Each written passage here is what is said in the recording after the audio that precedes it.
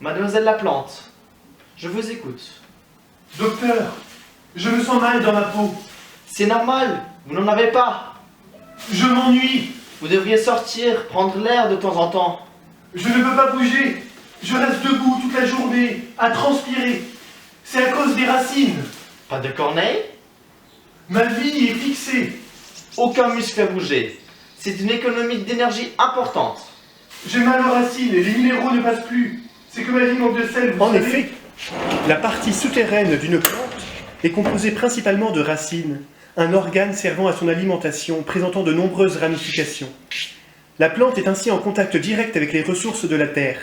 Les racines sont couvertes de poils absorbants qui aspirent l'eau de la terre et, avec elles, des sels minéraux, grâce à un phénomène appelé osmose. Eh oh, calmez-vous, calmez-vous. Respirez calmement. Ça va? Vous pleurez? J'évapotranspire. C'est-à-dire? Je fais circuler ma sève. L'évapotranspiration est la façon dont la plante transporte l'eau et les sels minéraux de ses racines jusqu'à ses feuilles par des canaux conducteurs appelés xylèmes. En effet, celle-ci présente des stomates sur la face inférieure, des trous par lesquels l'eau s'évapore et aspire l'eau située plus bas. Cette eau s'appelle alors sève brute. Ça va mieux? Oui, merci. Tenez, buvez un coup. Ça ira mieux.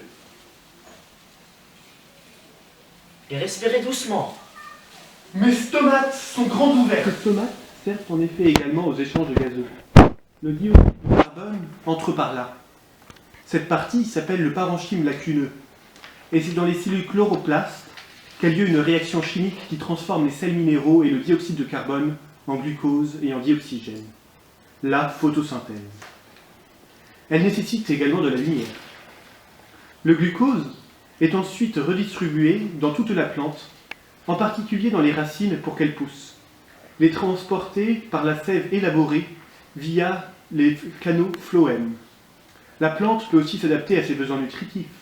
En cas de stress hydrique, c'est-à-dire quand elle transpire plus qu'elle n'aspire d'eau, elle le ferme. Je peux aussi faire pousser plus de poils absorbants.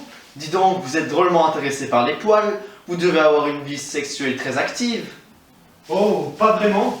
Zut, je me suis planté. Je La suis fatigué. photosynthèse n'est en effet pas une source d'énergie énorme.